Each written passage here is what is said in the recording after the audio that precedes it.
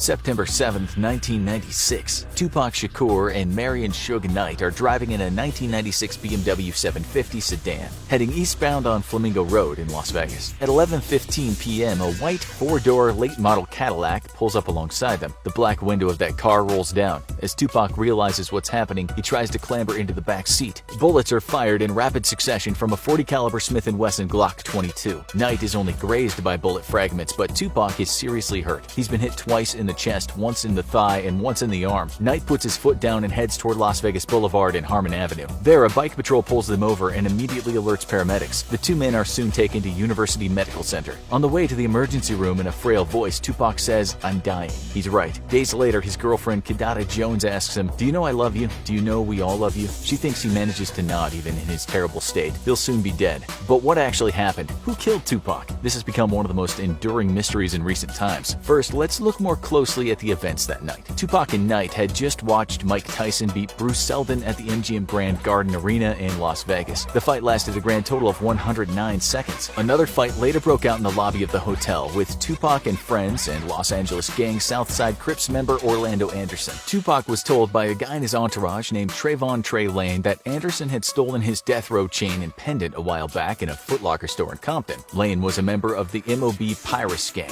an enemy of the Southside Crips. Tupac approached the guy and said, "You from the South?" and punched him in the face. Soon after, he told his girlfriend that this guy had started a fight with me for nothing. He also told her, "Something's up, you stay here." MGM Grand video surveillance showed Tupac, Knight, and their entourage beating Anderson until security broke it up. There must have been about 6 people kicking the guy when he was down, a beating perhaps severe enough to enrage a man enough to commit murder. Just after 11 p.m., Tupac and Knight were driving down Las Vegas Boulevard, heading to Knight's Club 662, where they were pulled over by the Las Vegas Metropolitan Police Department Bike Patrol. They were told they were playing music too loud and asked why the car didn't have a license plate. There was one in the trunk, and the cops let him go. Just a few minutes later, they stopped at some traffic lights in an intersection at East Flamingo Road and Cobalt Lane. In the car behind were their bodyguards. There were 2 cars in front, and to their side, there was some woman in a car. Tupac rolled down the window and invited them to the club, paying little attention to what was going on elsewhere. Then that Cadillac pulled up beside them. It had California plates. Some reports state that the guy shot from the window, but others said he got out of the car. Whatever happened, 13 shots were fired at Tupac, who survived being shot 5 times just 2 years earlier. Wasn't going to survive this one. By the way, Tupac thought rapper and enemy Biggie Smalls had a hand in the previous shooting. Some people still think Biggie, a man that was gunned down in a way not dissimilar to the way Tupac was killed, was involved in the Las Vegas hit. All will be explained later. Okay, so what happened next? As you know, Knight sped off, tires screeching. Chris Carroll, who was then working with the Las Vegas Metropolitan Police Department, said he was on the scene when the car stopped again. He said Knight got out and was running around with blood gushing from his head. Carroll said in an interview years later, "I mean, the guy had clearly been hit in the head, but he had all of his faculties. I couldn't believe he was running around and doing what he was doing, yelling back and forth." He said he managed to open Tupac's side and his body just fell out of the car. Carroll, with a gun in his hand, grabbed hold of Tupac. Blood was everywhere. Knight started yelling, "Pac, Pac," while Carroll thought Tupac was almost dead. For that reason, he tried to get a dying declaration from him so the cops would have an idea about who had shot him. Did Tupac actually see who had pulled the trigger? There had to be a chance. Carroll said, "This is what happened next. And then I saw his face. In his movements, all of a sudden, in the snap of a finger, he changed. And he went from struggling to speak, being non-cooperative, to an I'm at peace type of thing, just like that. He went from fighting to I can't do it." Carroll said at that moment, Tupac looked into his eyes. Carroll looked back at him with a grave expression on his face, thinking Tupac might name the shooter. He asked again, "Who shot you?" Tupac took a breath as if trying to find the energy to get something out, and then he said, "F you." After that, he became unconscious. Tupac was taken to the hospital, with another officer on the way failing to get a dying declaration out of him. Nothing. Tupac was out of it. One foot was already in the grave. His girlfriend said that at one point in the hospital, he did regain consciousness for a very brief moment, and that was when she played a song called Vincent by Don McLean. She said his eyes seemed to move and he moaned a little bit, but he wasn't able to speak. When she said, "Move your legs if you can hear me," the sheets moved at the end of the bed, but then he was soon convulsing, and the end was near. Not weeks earlier, he told her he'd even consider having kids with her, despite the fact that he'd said before he didn't want to bring kids into a corrupt world. That night, he told her, "I'd take a bullet for you." When they were packing to head to Las Vegas, she asked him if he wanted to take his bulletproof jacket. He replied, "No, it'll be too hot." Had Tupac been able to talk on his deathbed, perhaps he might have been able to say a name. Had he not issued that blunt 2-letter pronouncement to the cop, maybe he could have uttered something that would have led to an arrest. Alas, he did not. Tupac never spoke again. So, who killed him? Well, the theories over the years have been churned out almost as frequently as rappers have been charged with serious crimes. One thing's for sure, Tupac had enemies. enemies, but then, back in those days where beefs were settled with bullets, just about every big name in hip-hop had some seriously violent enemies. An obvious enemy of Tupac that night would be the guy that got beaten up in the lobby. First of all, while Tupac might have told his girlfriend that some dude had just attacked him, the truth is Tupac started the ruckus. Anderson may well have snatched a chain from Lane in the past, but he didn't start that fight. He denied that he had anything to do with the shooting, although rumors surfaced that he had bragged about doing it. This he later strenuously denied, telling the Los Angeles Times in an interview that he was actually a big fan of Tupac's. It would turn out that this guy had a lot of different faces. One of the guys that was there that night was Yaki Gaddafi. He was a witness to the shooting. The police, though, didn't even follow up on this. Pity. This kid was found dead in a stairwell just 3 months after the Tupac shooting. It was said he was accidentally shot by Roddy Beal, a cousin of a member of one of Tupac's group, Outlaws. The cousin, the rapper Napoleon, later said in an interview that the accident had likely happened because the guys had taken LSD. Still, there are plenty of people that think that Gaddafi was taken out because of what he had seen. Just to let you know, we're not talking about fully grown adults here. When Tupac was killed, he was 25 and only 23 the first time he was shot. When Gaddafi was killed, he was 19. Napoleon was also 19 when it happened, although he didn't die. Biggie Smalls was just 24 when he was killed. There's evidence that the part of the brain called the prefrontal cortex doesn't stop developing until we're 25. This is the part called the executive suite, where rationality comes from, the organic machinery that tells you to calm down and not do something stupid. You could say this had a lot to do with the murder. As for Anderson, he was gunned down in 1998 when he was 23. He attempted to get some owed money from another guy and he shot him. A firefight ensued and Orlando died as a result. So was this guy Anderson a natural-born killer? His half-brother Pooh didn't think so, saying in an interview about him, he never caused a problem. One thing about him, he was always involved in positive things. Always, always, always. He said Anderson wasn't a gangster, nor did he kill Tupac, and he was actually just a fan. Still, the Compton cops said Anderson was definitely in a gang, even though he was one of the more quiet ones and actually pretty cool. Another friend of Anderson said this about him: "We all had problems with our parents. Our mothers were on crack and our dads weren't around. Orlando had something I didn't have, and that was family." He said Anderson didn't do drugs, he didn't smoke, and he wasn't keen on alcohol. He went to school, and unlike most of his friends, he didn't have a criminal record. But then he became known as that guy who shot Tupac, even though his past suggested he was not the kind of person to do such a thing. He even once said, "God is with me. I'm not going to worry about it. I can't spend the rest of my life worrying about Tupac." It's a complicated story, but police were looking for a reason to lock up Knight, who was the owner of Death Row Records. He was considered more of a Godfather-type character than a mere gangbanger. His record label had the cops on payroll, cops who were stealing vast amounts of cocaine and sometimes stashing it in the death row offices. We're talking about huge amounts of corruption here. It was part of something called the Rampart scandal, and that corruption could have affected how police investigated gangland murders. The Rampart Corruption Task Force discovered that quite a few police had been hired to work as security for the Death Row label, earning tons of money and basically being gangsters at the same time they definitely weren't doing their jobs as police officers. It's a theory that a corrupt cop, Rafael Perez, was actually behind the Biggie shooting, with Knight being the one who hired him. Why? Because Knight thought Biggie was behind Tupac shooting. Okay, we digress, and we understand this is all complicated, but we wouldn't be doing the story justice if we didn't go down a few bent avenues. So cops, non-gangster cops, understood that Knight had his fingers in a lot of illegal pies. They wanted to take him down, and so with the CCTV footage from the fight in the MGM Grand lobby, they thought they could put him behind bars. Anderson told the police that Knight had indeed been one of the attackers, but when it was time to say that on the witness stand, he didn't just say that Knight had hit him, but that he was actually trying to stop the fight. The judge knew that Anderson was lying, but he didn't know that he'd very likely been paid off by Knight. Knight had done similar things before, once paying a huge bail sum for Tupac's release after he was convicted of sexual assault. When Tupac was a free man, he later told Knight over champagne, "I'm gonna make Death Row the biggest label in the world." Back to Anderson.